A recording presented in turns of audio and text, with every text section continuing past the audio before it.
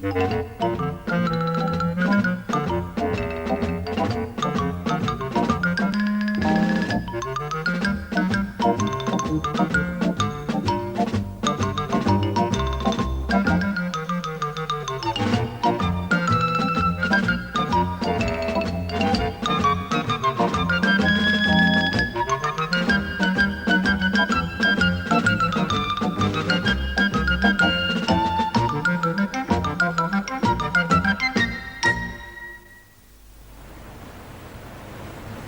was another quiet morning in Festive Road.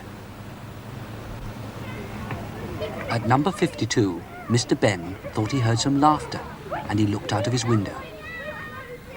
He saw Karen juggling with 3 balls.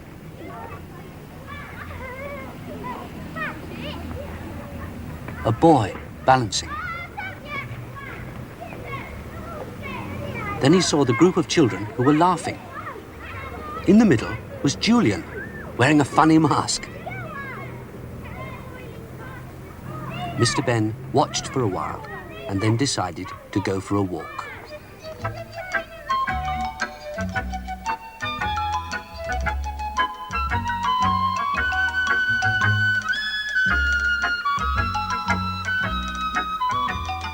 Mr. Benn was on his way to the special costume shop, the shop which adventures could start from.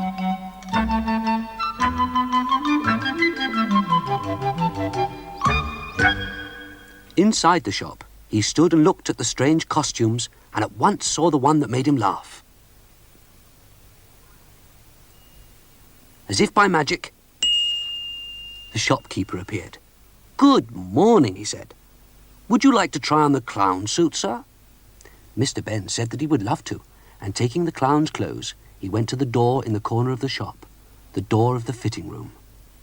Once in the room, he changed from his own clothes.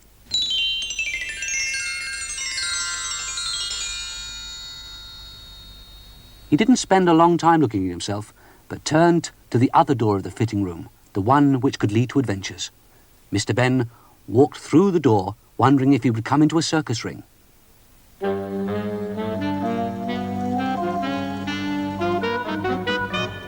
To his surprise, he found himself in an open landscape, beside a little car. He knew at once that the car was for him. It could only be a clown's car. Before long, Mr. Benn was driving the car gently along the road.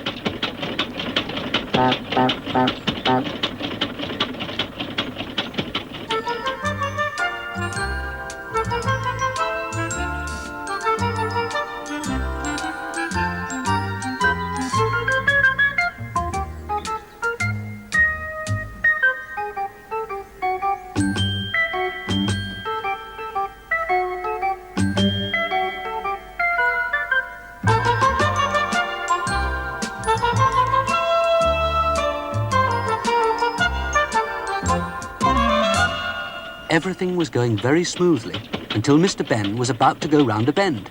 Then the car started to behave very oddly.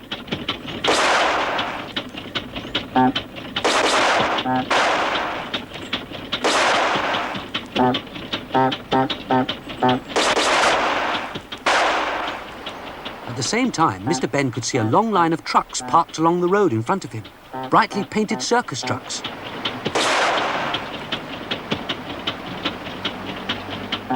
There was just room for the clown's car to drive past.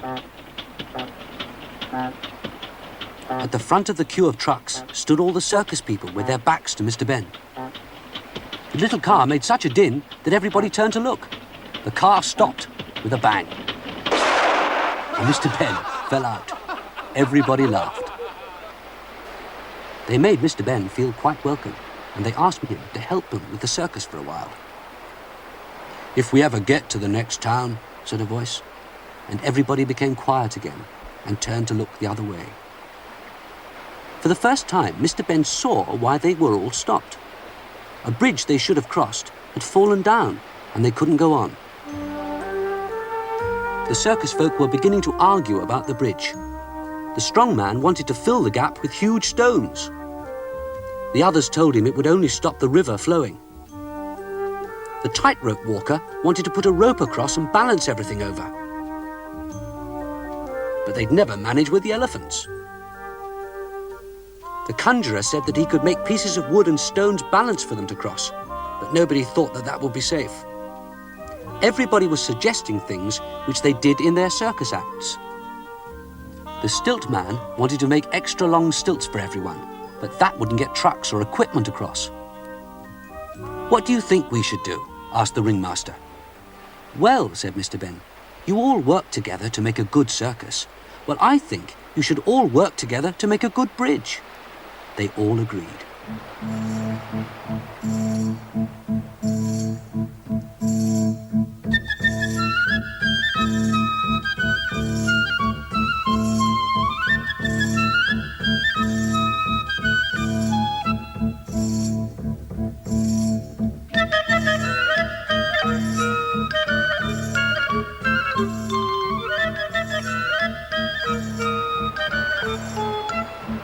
When the wood started to arrive, the ringmaster asked how they should build it.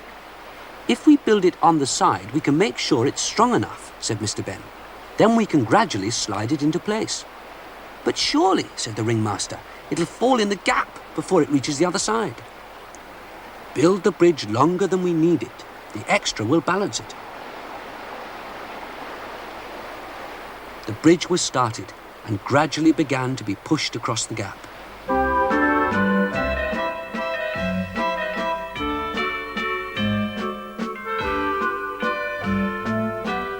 "It would be very useful to have someone on the other side to help it into place," said Mr. Benn. The circus cowboy, who did rope tricks, used his lasso. He threw it and fastened it onto the rock on the other side of the gap, pulled it tight and fixed it. The tightrope walker had no trouble in getting across. Then the trapeze artist went over as well.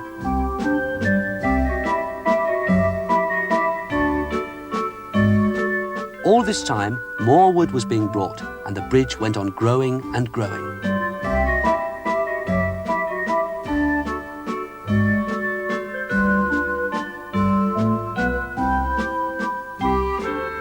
The stilts man put on his longest stilts and stood down in the gap to help the bridge over.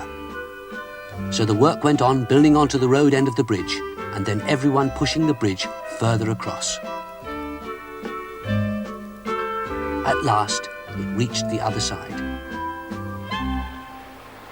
Everyone had played their part, and the bridge was a success.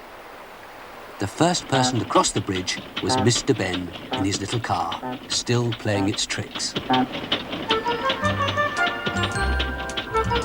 Then came the whole circus procession.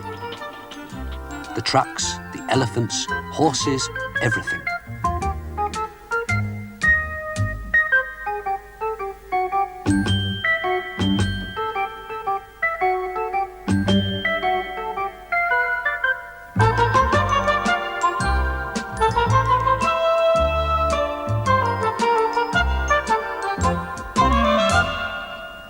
Once across the bridge, the procession continued happily to the next town, where they were going to put up the big top, the circus tent. The circus started with the Parade of the Stars.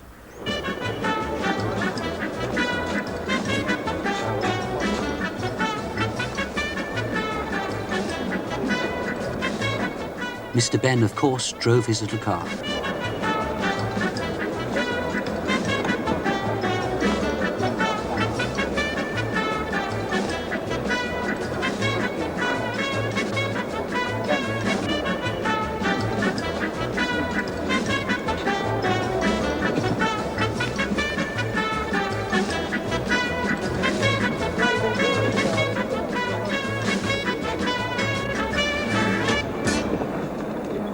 The first act was a balancing act.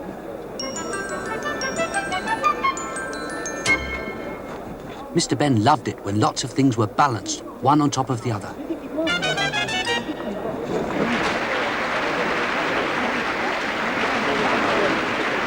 The second act was a magician who suddenly appeared. He looked very familiar, but Mr. Benn couldn't remember seeing him at the bridge. The magician made a ball disappear from under one box and appear under another. Then he held up a vase of flowers and made that completely vanish. Next, said the magician, I would like to make a real person vanish, and he asked for someone to help him. Mr. Benn drove into the ring. The audience laughed. The magician pointed to a large box. Step into there, sir, and you will vanish, he said. Mr. Benn stepped into the box. And just as he'd expected, he found that he'd stepped back into the changing room of the shop. He took a last look at himself in his clown's clothes and then changed back into his own things.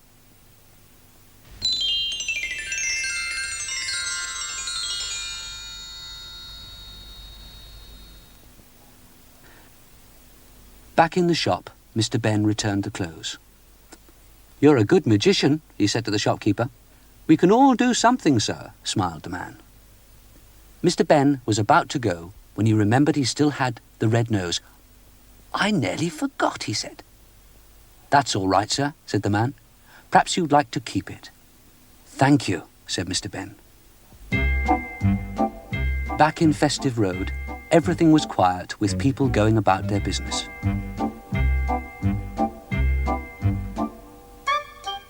There was just one group of children balancing on stilts and laughing.